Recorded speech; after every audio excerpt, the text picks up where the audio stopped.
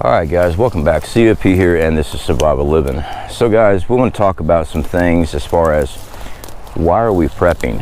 Why are you a prepper? And how to start prepping. Right now I'm in the back fields of our property. We got some new trails and stuff like that up. I got to check our security cameras, our game trail cams and stuff. See what's moving around out here. Just left a water hole and I'm seeing some dig up marks and stuff like that here in the ground. I think we're safe as far as any people walking around. I think these are all animal trails because they keep going to our water retention holes. Basically, it's like a mini retention pond. Water rains, the rain comes down, fills up these holes, and everything starts moving that way to drink water. But back to topic, why are we prepping, how to prep? Guys, we do a lot on our channel. We do a weekly prep series where we show you how to store up and what we get as far as canned goods, dry goods. If you haven't started prepping, if you're here now, it's because you're very curious about it. You're really thinking, hey, something's wrong, and I recommend start getting food. It's one of my old campsites. You need to start getting food put back, water stored, ways of purifying water, excuse me. Sorry. Ways to defend your home, alternate power sources in case the power goes down. You need these things. Now, do you have to run out and go buy all this stuff all at once? No, of course not. Do I think you need to start acting fast and start getting as much back as you can? Absolutely. Don't go in debt. Don't mortgage your home. Make sure you pay your bills, because we don't know when SHTF, which is shit hits the fan, is what we call it here in the prepping community, has happened. Something major event has happened, and now you don't have the ability to go get food, or your power is shut off, power for everybody shut off. There's many different types of scenarios is why we prep. Now, please don't run out and go buy a bunch of stuff and put yourself in debt and not pay your bills, because if it doesn't happen tomorrow, we don't know when it happens. Anybody that's telling you they have a date for you, you know what, do yourself on that one. I'll do me. I don't follow that because most of the time YouTubers don't have insider information. Okay, the reason why the government is secretive and does their thing is because they're the government. We're YouTubers. All we can do is read what's going on and try to prepare accordingly. All right, so why stock up food? Well, last year we talked about China telling their people to start stockpiling staple foods up to a year's worth. You guys remember that? Should be a pop-up there if I found the article. And we actually covered that. I mean, they're telling Chinese are telling people, their people, to stockpile food. And then we got all this stuff going on with the other countries with the brink of global conflict. All right, it is. That's what everyone's reporting, and I don't mean YouTubers. I mean business insiders, governments around the world are saying we're on the brink of a global conflict. So, stockpiling food is probably a good idea. We already know that we have a agricultural issue as far as food and grains and stuff like that here in America alone, because a couple years ago we had all those bad storms ruining our crops. The stuff that we're eating today isn't from last season. It's from a couple seasons prior. It takes a while to get to us, and we are starting to see that shortage now. This is why we stockpile food. Guys, there should be a pop-up there. That was a weekly prep series. This is where I go into Walmart, 20 bucks, $50. Sometimes I even go larger. All right, you don't have to shop at Walmart. You can shop anywhere you want to. I get bigger bang for my buck at Walmart, which means I'm able to put back more food for my family. You can starve on principles if you want to. You go right ahead. The biggest thing I see is Walmart's, China Mart. You need to support local. Well, I don't have any local sellers in my area. I live in a tourist town. The closest town is a tourist town. I'm out here in the rural area. So you do you, I'll do me. Right now I have over 2 years supply of normal canned goods and dry goods on top of our long-term food storage. With that being said, you need to learn how to grow food, not just stockpile seeds. You need to be able to grow your own food. The reason why we prep is so that we can eat while our growing season's going, while we're hunting. I'm an avid outdoorsman, and there's many times I have not seen anything in the woods. So for those that want to, I'm just gonna hunt and forage, Rethink your plan. Actually, what I want you to do, put your money where your mouth is. I want you to go right now, or this weekend, whatever. Grab your firearm, grab your crossbow, whatever. Hit the woods. Film, take photos. Make sure it's, you know, timestamp date so I can actually visually see it, because there's a lot of fake shit on the internet. Show me your massive kills and food that you just brought in, your foraging that you just brought in today. Email it to me, because I'm out here all the time foraging food. Actually, I am an outdoorsman, all right? I do outdoor survival training. I know a lot about foraging. There ain't crap out here I can eat, except for the inner part of the bark on that pine tree. That's what I can eat right here. Yeah. So this is why we stockpile food. Do you need to learn foraging skills? Yes, absolutely. But just because you know how to forage doesn't mean you're going to be eating, because it depends on your location, depends on environmental change, pollutants. Let's say something radioactive was to go off. Debris, dust cloud, fallout. Where are you going to go forage now? So this is why we tell people to stockpile food. That way you have food in between growing seasons, environmental changes, whatever. I mean, we've been growing food since I was a kid. We lived on a farm. I know what happens when the weather changes like that and you lose your whole crop. Greenhouses are nice. Greenhouses are expensive to build. You can do it cheaply, but it's not going to last as long.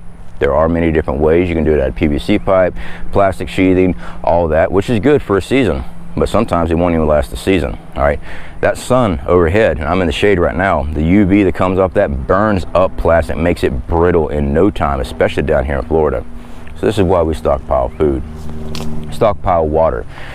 I was just on a live stream over there at Van City Prepper. She was doing prepping in small spaces, which is a very good thing. You guys, should be a pop-up there for you guys. Go check that out. She had a whole bunch of preppers on there. Great panel. And the thing came up about keeping things on hand. Well, if you're in a small space, how are you going to store everything? That is an issue, okay? We live in a 6x12 cargo trailer that we converted, okay? It's basically a pull-behind camper. I store up as much stuff as I can on site. I store up as much stuff as I can off site. And I store up a lot of stuff in the ground. There should be a video there for you guys on that. Now, it's not, my situation is not the same as everybody else's. It's not. Everybody's situation is different. You got to be open-minded. Never say, I can't do something. That's bull. You can always do something. All right. You just got to think outside the box on situations. All right. So when it comes to water, if you're living in the city and you're reliant on city water, you have no well, have no other way of getting water, you're in apartment complexes, you're going to need to start storing water on site. If something major happens and they lock you down and you're not allowed to leave your house, your apartment, and the water gets cut off, now what? So I'm on the back property right now. I am actually going and checking some of our trail cams, because we're actually picking up new paths, new trails through our property. Chickens are making noises in the middle of the night. Could be animals, could be people. So I'm actually walking down these paths, seeing where they're going into the woods, where they're cutting through the property, things like that. Now this one path I'm on, that is a depression there. When it rains, this thing fills up with water. So the trail I'm on right now is very possible an animal trail, because it's a source of water. So animals always, you know, they're pretty much routine. They get the little game trail and stuff like that. Let's see if I can show you guys this on camera. Give me a second. All right, we got a depression here. I want you to follow this with me. Swings around the tree, goes back around and dips back in.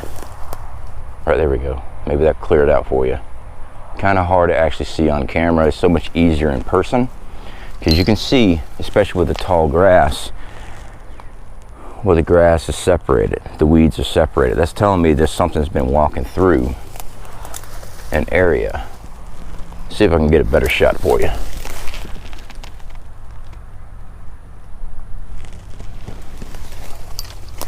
So tracking in this heavy stuff is actually real easy. So that's what I'm doing today. I'm actually going back through and I don't want to go through those briars. That suck. Going through and checking our security cams and things like that, guys.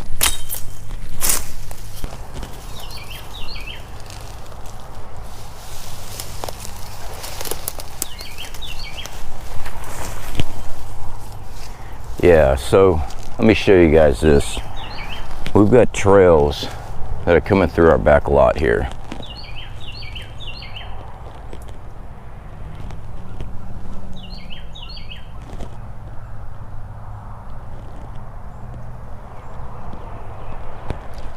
So this is why we have cameras set up out here, because something's moving. Could be an animal, but part of preparedness is that we're always looking and we're always working on our security. And this is the back part of our fields, on the back part of property. Yeah, look right here.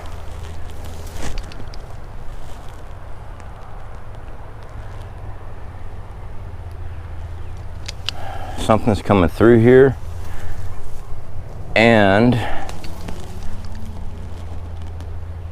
I can see where something's been walking, which is great because it went right past one of our trail cams, which is right there. So because the trail cam is still here, makes me believe that it's an animal, but we won't know until we check the memory card. So we've got a couple more that we got to go check out, guys, and then we'll review it at the house. Because this, I mean, I'm actually seeing, let me see if I can get this in here, guys. I'm actually seeing where it's actually going around the tree, and then you got more trail, and the camera is right there. If it was a person, I believe they would have took the camera. So it's quite possibly it's just animals. So that's kind of my talk today, guys. We got some upcoming videos. We're not doing any outdoor survival videos anytime soon. I talked about this before. I'm holding off on leaving home, as far as leaving too far away. Dude, you just said you're going on vacation. Yeah, I am going to go on vacation. I'm going to go on vacation that's like 32 miles away. I'm taking my wife to the beach for a couple days.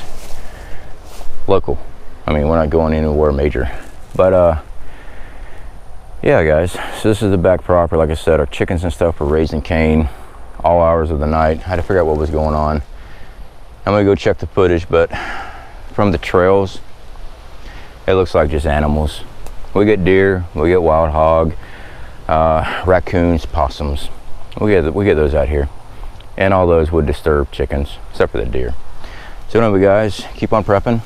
Speak to y'all later.